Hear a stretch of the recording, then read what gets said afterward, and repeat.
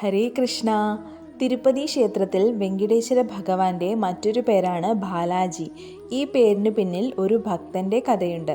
ഹാത്തിറാം ബാബ എന്ന ബാബാജിയുടെ. ബാബാജിക്ക് ഭഗവാൻ ഒരു ബാലകന്റെ രൂപത്തിലാണ് ആദ്യ ദർശനം നൽകുന്നത്. അങ്ങനെ ഹാത്തിറാം ബാബയിലൂടെ ഭഗവാൻ ബാലാജി എന്ന് അറിയപ്പെട്ടു. ഹാത്തിറാം ബാബ എന്നറിയപ്പെടുന്ന ബാബാജി ശ്രീരാമന്റെ കടുത്ത ഭക്തനായിരുന്നു. നന്നേ ചെറുപ്പത്തിലെ വീടും വീട്ടുകാരെയും വിട്ട് ബാബാജി തീർത്ഥാടനത്തിനായി ഇറങ്ങിത്തിരിച്ചു. അങ്ങനെ അദ്ദേഹം തിരുമലയിൽ എത്തിച്ചേരുന്നു.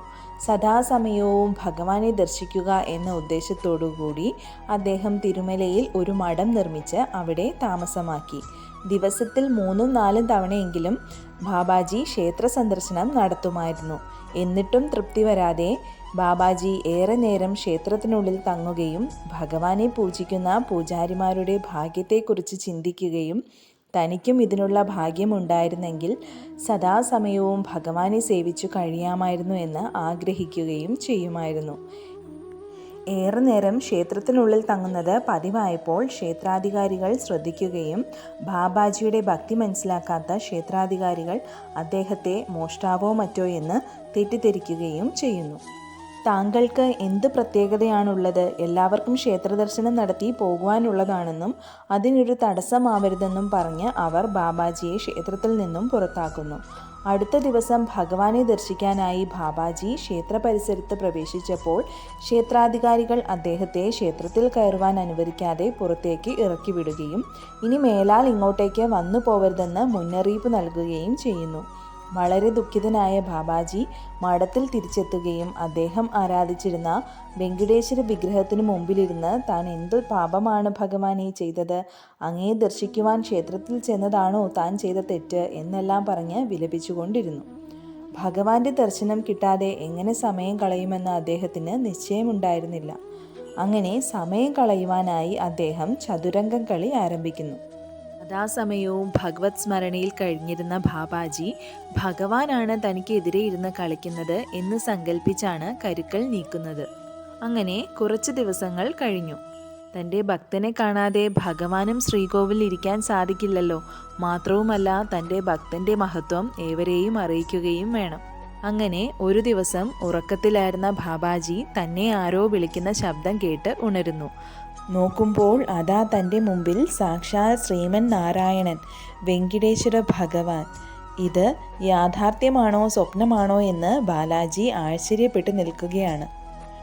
സർവാഭരണ വിഭൂഷിതനായ ഭഗവാനാവട്ടെ പുഞ്ചിരി തൂക്കിക്കൊണ്ട് തന്നെ സ്നേഹത്തോടുകൂടി ബാബാജി എന്ന് വിളിച്ച് ചതുരംഗം കളിക്കുവാൻ ക്ഷണിക്കുകയാണ്. ഇത് സ്വപ്നമല്ലെന്ന് തിരിച്ചറിഞ്ഞ ബാബാജിയുടെ സന്തോഷത്തിന് അതിരുകളില്ലായിരുന്നു. അങ്ങനെ സാക്ഷാൽ നാരായണൻ ഭക്തനോടൊപ്പം ചതുരംഗം കളിക്കുവാൻ ആരംഭിച്ചു.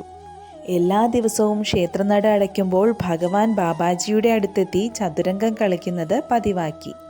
തൻ്റെ ഭക്തൻ്റെ മഹത്വം തെളിയിക്കണമെന്ന ഉദ്ദേശത്തോടുകൂടി ഭഗവാൻ ബാബാജിയുടെ മുൻപിൽ കളിയിൽ തോൽക്കുക പതിവാക്കി. അങ്ങനെ ഒരു ദിവസം ഭഗവാൻ തൻ്റെ രത്നമാല കളിയിൽ പന്തയം വയ്ക്കുകയും കളിയിൽ തോറ്റുകൊടുക്കുകയും ചെയ്യുന്നു. അടുത്ത ദിവസം താൻ കളിയിൽ ജയിക്കുമ്പോൾ മാല തിരികെ തന്നാൽ മതി എന്നായി ഭഗവാൻ. പിറ്റേന്ന് രാവിലെ ക്ഷേത്ര പൂജാരി വന്ന് ക്ഷേത്രം തുറക്കുകയും ഭഗവാന്റെ രത്നമാല കാണാതായത് ശ്രദ്ധയിൽപ്പെടുകയും ക്ഷേത്ര ഭരണാധികാരികളെ അറിയിക്കുകയും ചെയ്യുന്നു. അക്കാലത്ത് ക്ഷേത്രം രാജഭരണത്തിന് കീഴിലായിരുന്നു. അങ്ങനെ മാല കളവ് പോയത് അന്വേഷിക്കാൻ രാജഭടന്മാർ എത്തുകയും ചെയ്യുന്നു. നേരത്തെ ക്ഷേത്രത്തിൽ പതിവായി വന്നിരുന്ന ബാബാജിയെ ഇപ്പോൾ ക്ഷേത്ര പരിസരത്തു പോലും കാണുന്നില്ലല്ലോ എന്നതിനാൽ മാല കളവ് പോയതിലുള്ള സംശയം ബാബാജിയിലേക്കും എത്തുന്നു. തുടർന്ന് രാജഭടന്മാർ ബാബാജിയുടെ മഠത്തിലെത്തുകയും മാല മഠത്തിലുണ്ടെന്ന് കണ്ടെത്തുകയും ചെയ്യുന്നു. എന്നാൽ ബാബാജി ഇത് തനിക്ക് ഭഗവാൻ തന്നതാണെന്നും ചതുരംഗം കളിക്കുവാൻ അടുത്ത ദിവസം വരുമ്പോൾ ഭഗവാൻ തിരികെ എടുത്തുകൊള്ളാം എന്ന് പറഞ്ഞിരുന്നു എന്നുമെല്ലാം പറയുന്നുണ്ട്. എന്നാൽ ബാബാജി ആരും വിശ്വസിക്കുന്നില്ല. താങ്കൾ എന്തു വിഡ്ഢിത്തമാണ് പറയുന്നത്? ദിവസവും പൂജകളും സേവകളും ചെയ്യുന്ന പൂജാരിമാർക്ക് പോലും ഭഗവാൻ ദർശനം നൽകിയിട്ടില്ല. നിങ്ങൾ പറയുന്നത് പച്ചക്കള്ളമാണ് എന്ന് പറഞ്ഞ് ബാബാജിയെ ഭടന്മാർ രാജാവിൻ്റെ മുമ്പിൽ ഹാജരാക്കുന്നു. എന്നാൽ ബാബാജി ഒരു ഭക്തനാണെന്ന് നാട്ടുകാരിൽ നിന്ന് മനസ്സിലാക്കിയ രാജാവ് അദ്ദേഹത്തെ ഒരു പരീക്ഷണത്തിനു വിധേയനാക്കുന്നു. ബാബാജിക്ക് എന്തെങ്കിലും പ്രത്യേകതയുണ്ടോ എന്ന് കണ്ടെത്തുകയായിരുന്നു രാജാവിൻ്റെ ഉദ്ദേശം. അതിനായി ബാബാജിയെ ഒരു ജയിലിൽ അടയ്ക്കുകയും ജയിലിനുള്ളിൽ നിറയെ കരിമ്പ് കൂമ്പാരം കൂട്ടിയിടുകയും ചെയ്യുന്നു. പിറ്റേന്ന് രാവിലെ ആവുമ്പോഴേക്കും കരിമ്പ് കഴിച്ചു തീർക്കണം, ഇല്ലെങ്കിൽ പിറ്റേന്ന് മരണമായിരിക്കും ശിക്ഷ. ഒരിക്കലും ഒരു മനുഷ്യന് ഒറ്റ രാത്രി കൊണ്ട് സാധിക്കാത്ത കാര്യമാണിത്. ശേഷം ജയിലിനു മുൻപിൽ ഭടന്മാരെ കാവൽ നിർത്തുകയും ചെയ്യുന്നു. എന്നാൽ ബാബാജി ഒരിക്കലും അസ്വസ്ഥനായില്ല. അദ്ദേഹം അവിടെ ഇരുന്ന് ഭഗവാനെ പ്രാർത്ഥിച്ചുകൊണ്ടേയിരുന്നു. താൻ നിരപരാധിയാണെന്ന് ഭഗവാൻ അറിയാമല്ലോ, തനിക്ക് അതുമാത്രം മതി. ഭഗവാനെ, ഈ ജീവിതത്തിൽ തനിക്ക് എന്തെങ്കിലും ആവശ്യമുണ്ടെങ്കിൽ അത് തൻ്റെ അവസാന ശ്വാസം വരെ അങ്ങയെ സേവിക്കുക എന്നുള്ളത് മാത്രമാണ്. ബാബാജി ഭഗവാനെ പ്രാർത്ഥിച്ചുകൊണ്ടേയിരുന്നു. അങ്ങനെ രാത്രിയായപ്പോൾ ജയിലിനുള്ളിൽ ഒരു ഭീമൻ ആന പ്രത്യക്ഷപ്പെടുകയും ആ കരിമ്പിൻ കൂമ്പാരങ്ങളെല്ലാം നിമിഷ നേരം കൊണ്ട് തിന്നു തീർക്കുകയും ചെയ്യുന്നു. അടച്ചിട്ടിരിക്കുന്ന ജയിലിനുള്ളിൽ ആനയെ കണ്ട് ബാബാജി അത്ഭുതപ്പെടുന്നു. ആനയുടെ രൂപത്തിലെത്തിയത് തൻ്റെ ഭഗവാൻ തന്നെയാണെന്ന് ബാബാജിക്ക് തീർച്ചയാകുന്നു. ആനയുടെ അലറൽ കേട്ട് പുറത്തു നിന്നിരുന്ന കാവൽക്കാർ എത്തുകയും ആന എങ്ങനെയാണ് ഈ ജയിലിനുള്ളിൽ എത്തിയതെന്ന് ആശ്ചര്യപ്പെടുകയും ചെയ്യുന്നു. ആന ജയിലിൻ്റെ വാതിലുകളെല്ലാം ചവിട്ടിപ്പൊളിച്ച് കാട്ടിലേക്ക് മറയുന്നു. ഭടന്മാർ ആനയെ പിന്തുടരാൻ ശ്രമിച്ചെങ്കിലും ആന അപ്രത്യക്ഷമാവുന്നു. തുടർന്ന് ചക്രവർത്തി എത്തുകയും ഉണ്ടായ വിവരങ്ങളെല്ലാം മനസ്സിലാക്കുകയും എല്ലാവരും ബാബാജിയുടെ ഭക്തിയെ പ്രകീർത്തിക്കുകയും ചെയ്യുന്നു. ഈ സംഭവത്തെ തുടർന്ന് ബാബാജി ഹാത്തിറാം എന്ന് അറിയപ്പെട്ടു. ചക്രവർത്തി അദ്ദേഹത്തെ എല്ലാ ആരോപണങ്ങളിൽ നിന്നും ഒഴിവാക്കുകയും ബാബാജിയെ തിരുമല ക്ഷേത്രത്തിൻ്റെ പ്രധാന അർച്ചകനായി നിയമിക്കുകയും ചെയ്യുന്നു. തൻ്റെ ഭഗവാനെ ജീവിതകാലം മുഴുവൻ സേവിക്കാൻ അവസരം ലഭിച്ച ബാലാജി സന്തോഷവാനായി തീരുന്നു. അങ്ങനെ ക്ഷേത്രത്തിലെ പ്രധാന അർച്ചകൻ എന്ന നിലയിൽ ഹാത്തിറാം ബാബ വർഷങ്ങളോളം ഭഗവാനെ സേവിച്ചു. മനുഷ്യനായി ജന്മമെടുത്താൽ എന്നായാലും നമ്മൾ ഭൂമി വിട്ടു പോകേണ്ടി വരും. എന്നാൽ ബാബാജിക്ക് ഭഗവാനെ സേവിച്ച് മതിയാവുന്നില്ല. അതിനാൽ കലിയുഗ അവസാനം വരേക്കും തിരുമല ശ്രീനിവാസൻ വൈകുണ്ഠത്തിൽ വിഷ്ണുവുമായി ലയിച്ചു ചേരുന്നതുവരേക്കും ബാബാജിക്ക് ജീവസമാധി ലഭിക്കുവാൻ ഭഗവാനിൽ നിന്ന് അനുഗ്രഹം വാങ്ങുന്നു.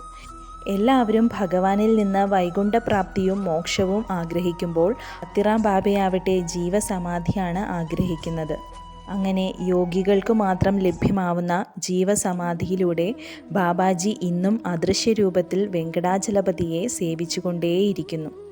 ഇന്നും തിരുമലയിൽ അദൃശ്യരൂപനായ പ്രധാന അർച്ചകനായി ഹാത്തിറാം ബാബ സേവനമനുഷ്ഠിച്ചുകൊണ്ടേയിരിക്കുന്നു. തിരുമല ക്ഷേത്രത്തിൻ്റെ തെക്കുഭാഗത്തായി ഹാത്തിറാം ബാബയുടെ മഠം നിലകൊള്ളുന്നു. തിരുമല ക്ഷേത്രത്തിൽ നിന്ന് ഏകദേശം 5 കിലോമീറ്റർ ദൂരത്തായി വേണുഗോപാലസ്വാമി ക്ഷേത്രത്തിലാണ് ഹാത്തിറാം ബാബയുടെ ജീവസമാധി കുടികൊള്ളുന്നത്. ഇത്തരത്തിലുള്ള പുണ്യാത്മാക്കളുടെ സമാധി സ്ഥലങ്ങൾ സന്ദർശിക്കുക വഴി ആത്മീയമായ ഉണർവിനും ഭൗതിക ജീവിതത്തിൻ്റെ ഉയർച്ചയ്ക്കും സഹായകമായി തീരുന്നതാണ്. ഹരേ കൃഷ്ണ, ജയ് ശ്രീ രാധേ രാധേ.